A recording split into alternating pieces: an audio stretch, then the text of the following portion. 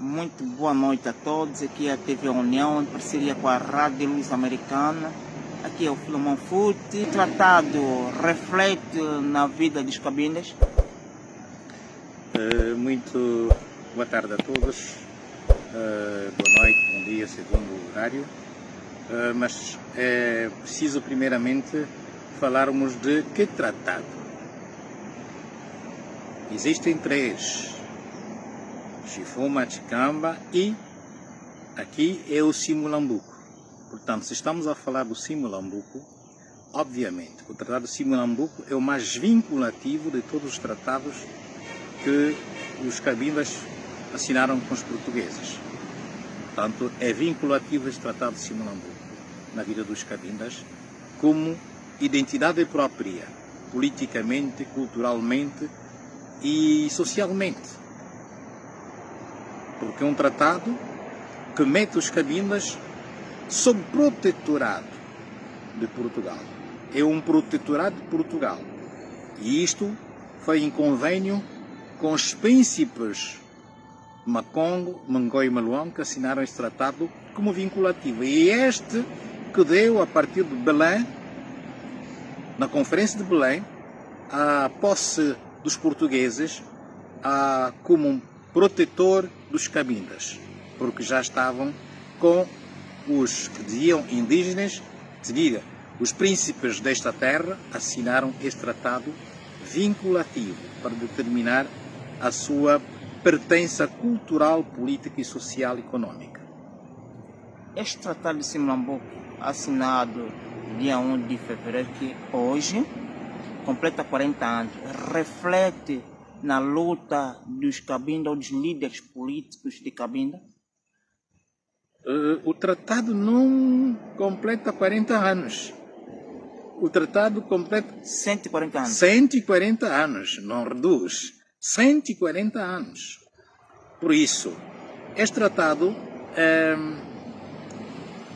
é um tratado que deve ser para todo o cabinda que se respeita o paradigma, o basilar de toda a nossa memória como povo de cabinda. Aliás, o Padre Raul bem explicou ontem, ou hoje, não sei bem, mas bem explicou a questão dos tratados, meramente o tratado de Simulambuco. Portanto, fora daquilo que o Padre Raul disse, e disse muito bem, eu volto a insistir que a nossa memória, é nossa cultura, é nossa identidade, é nosso ser. Portanto, devemos apropriarmos do Tratado de Simulambuco. Por que o Tratado de Simulambuco não passou como um marco histórico, como dizem a Igreja Católica de Santiago Maior de Londres? Bom, a Igreja de Santiago Maior de Londres é um monumento histórico cultural da ONU. E esta é uma questão cultural. Mas a que nós estamos a referir do Tratado de Simulambuco não é só cultural. Ele é cultural, é político, é social. Ele é vinculativo na identidade dos cabindas. Quer dizer, que Macongo e Mangoi e Maluang, quando assinam esse tratado de protetorado, significa que no âmbito da cobiça de várias potências colonizadoras, inglesa, holanda, francesa, eles, com a ameaça que sofriam, preferiam associar-se com os portugueses para que os protegessem contra essas ameaças todas. Portanto, a partir daí, a identidade cabindesa, no âmbito da colonização, vinculou-se que Cabinda não foi colonizado. Cabinda preferiu ser um protetorado. E um protetorado português, em todas as vertentes. Portanto, ele não é só um marco histórico, político, jurídico, social e cultural. Este tratado pode trazer a autodeterminação de Cabinda? Não é que pode trazer a autodeterminação, ela define-se como identidade política nossa. Significa que nós somos cabindas. E aí, como explicou muito bem o padre Raul, que vem a expressão muito culturalmente importante, mas também politicamente, socialmente importante. Mukuku mutatu, montele minanganzon, lina mbabo. Significa que a partir daí, os cabindas Macongo, Mangoio e Maluango assinaram o Tratado Simulambuco em 1885 para dizer quem somos nós, culturalmente, politicamente, socialmente e em todas as vertentes. Portanto, é a nossa referência. É a nossa referência de identidade no âmbito da colonização. Por que a anexação nos acordos de Alvor? Sabendo que Portugal assinou um tratado com os cabindas. Bom, a anexação em Alvor é uma questão meramente administrativa. E deixa-me frisar algumas questões. Se o protetorado de Cabinda, que é um protetorado português, foi reconhecido em Berlim, é porque os portugueses foram com essa assinatura dos tratados com os cabindas. E, aliás, os indígenas cabindas, como nos chamavam, participaram nesse tratado. Agora, deve-se dizer que é exatamente em 1956, no dia 28 de maio, o objetivo da administração portuguesa, que queria minimizar os custos, não é? Anexou a administração das terras ultramarinas e anexando a Cabinda para este tipo de gestão, imputando o mesmo administrador por questões de minimizar os custos. Todas as colônias ultramarinas, assim como o protetorado de Cabinda português, foram anexados a um único administrador para minimizar as questões administrativas. É daí que vai prevalecer a ideia muito errada de pensar que Cabinda também fosse uma colônia portuguesa como Angola, enquanto não. E é esta falha que estava aí, porque existe a administração de Angola e Cabinda. É uma copulativa separada. É nessa administração que, finalmente, veio a vinculação com Angola. Mas esta administração não é só a única que aconteceu em África. O colônio português copiou o seguinte: um modelo africano-francês da África Equatorial chamada AEF, onde estava os territórios franceses ocupados, como também podemos encontrar, agora que temos a guerra entre Ruanda e RDC e outros, estava Congo, Ruanda e Urundi. Congo, Urundi e Burundi. Portanto, eles anexaram e o português também copiou a partir disto para minimizar os custos. Portanto, é uma questão de gestão financeira que, pronto, levou a esse erro político. E então, Congo, Ruanda e Urundi, agora vimos que estão separados. Existe o Congo, Ruanda e Burundi. E neste momento que falamos, temos essa grande crise no Congo, onde o Ruanda, quer dizer, o Ruanda está sendo, mas não era Ruanda, era Congo, Ruanda e Urundi, que são 3 países agora. Portanto, nós sofremos desta influência francesa na gestão, na administração da colônia portuguesa ultramarina. E o mais importante é saber que em outubro de 1960, na ONU, o senhor vice-presidente, ministro dos Negócios Estrangeiros do Congo-Brazzaville, chamado Tchitchelé, exigiu a independência total de Cabinda. É para mostrar que, de facto, a questão não era só de Cabinda, era uma questão mais ou menos regional. E tendo o Congo-Brazzaville cedido à independência, já estavam a reclamar que a Cabinda devia ser independente. Isto é em 1960.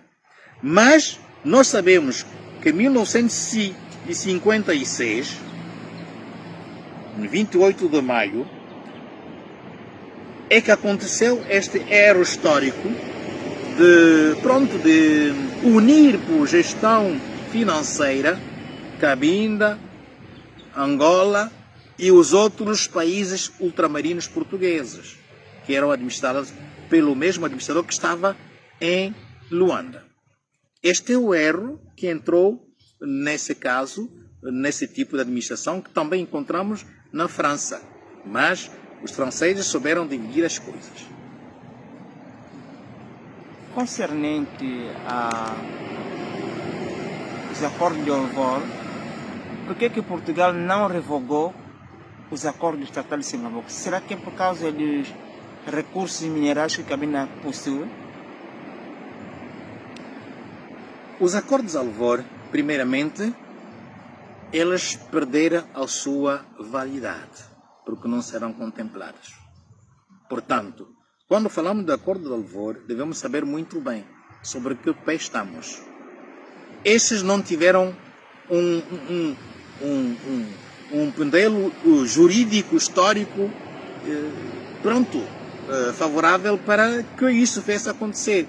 Mas os angolanos que lá foram assinar os acordos de Alvor sabem muito bem porque que Portugal entregou de bandeja a Cabinda aos mãos dos angolanos.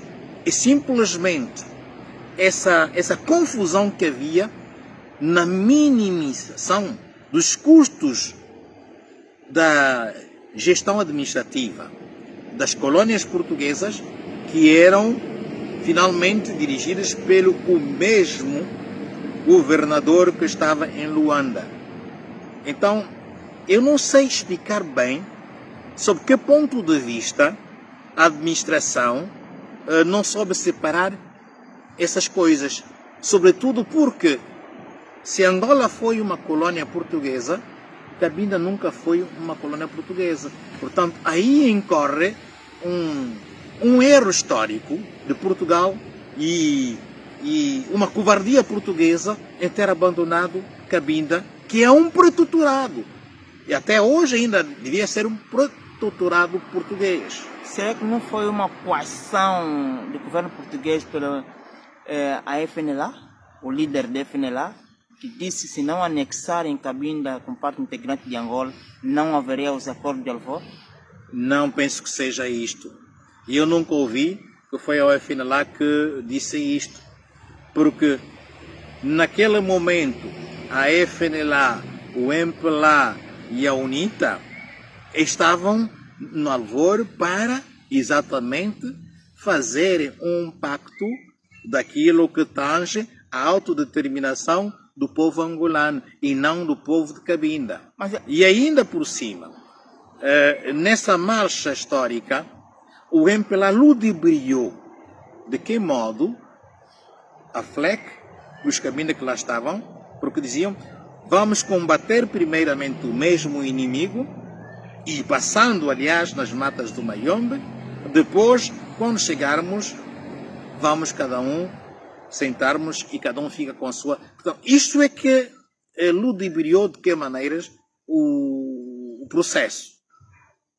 Mas neste processo de vamos combater todo o inimigo comum, existiam os acordos, falando dos acordos de Ngomongo, onde os Cabindas assinaram com o MPLA para juntos combaterem, expulsarem os portugueses e depois cada qual ficasse com a sua parte. Por isso a dizer, se desde 885 Cabinda já era um protetorado português, não devia existir o mínimo de dúvidas que Cabinda não era Angola. Para onde foram os acordos de Ngomongo? Não, eu não vou falar de acordos de Ngomongo. Eu estou a falar do Tratado de Simonambuco assinado em 1885. Vale a pena a FLEC lutar por este tratado até a conquista da independência? Nós, por este tratado mesmo de Simonambuco, demonstra-se que nós não somos angolanos. Demonstra que é um pacto histórico jurídico que faz com que a Cabinda não seja Angola. Mas a usurpação é outra coisa. Mas este tratado de Simonambuco é um tratado vinculativo internacional de direito que faz com que a Cabinda não seja Angola.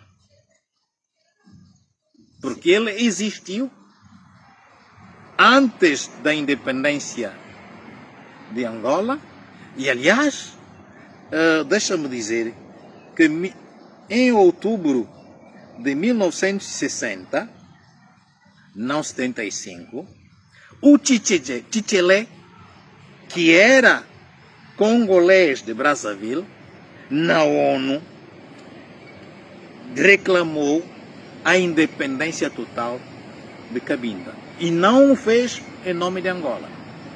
E em 1963, em agosto, em Ponta Negra ainda, houve a fusão da FLEC, de todos os Cabindas na FLEC. E quem assistiu em Ponta Negra essa fusão da FLEC foi o presidente padre Filibert Yulu. Em Ponta Negra, dentro de um padre, presidente. Portanto, era meras considerar que em 75 devia se vincular Cabinda a Angola, porque já estava traçado tudo. E é em 1964, na Organização União Africana, que Cabinda ocupava, no trâmite do projeto da política da descolonização dos países africanos, Cabinda ocupava o 39º lugar, enquanto Angola ocupava o 35º lugar. Portanto, são entidades diferentes. Portanto, nós dissemos que esta Conferência de Berlim disse e determinou muito bem que Cabinda era um protetorado português e não colônia portuguesa, reconhecido juridicamente.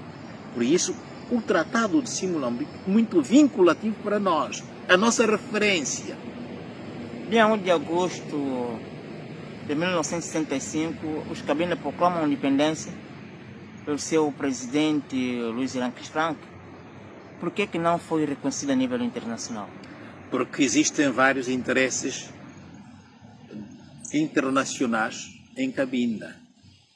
Mas na altura não havia? Não. Interesses? Não. Na proclamação da independência? Você que pensa que não havia.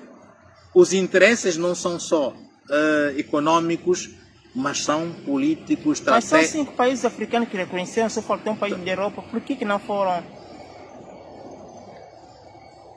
É a mesma coisa que eu digo. Os interesses podem ser econômicos, podem ser estratégicos, podem ser de várias ordens. Nós estamos a ver agora, não é?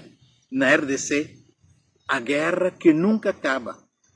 E esta guerra é uma guerra que não é só uma guerra entre países, entre movimentos, entre pessoas que não estão satisfeitas, mas também tem vários interesses internacionais.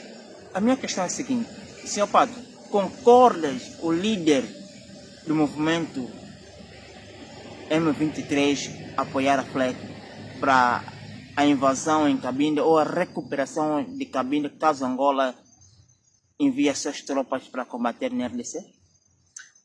Vamos separar as coisas. Em princípio, se Angola é um país que se respeita, se Angola é um país de direito democrático, não tem capacidade o senhor João Lourenço mandar tropas angolanas a combaterem na RDC. Ele pode ter a intenção, mas essa intenção deve ser entregue à Assembleia Nacional, que deve votar sim ou não vão lá. Porque não é só ir combater, mas devemos respeitar a integridade da República Democrática do Congo. E é por isso que nós dissemos, não é permitido ao João Lourenço mandar tropas angolanas combaterem na RDC, a não ser que, como nós temos dito, o senhor João Lourenço sempre foi um ministro da defesa, só sabe que é guerra. Se ele não consegue, primeiro, resolver o problema evidente que ele tem com os cabindas, com a FLEC, como é que ele vai lutar no outro país?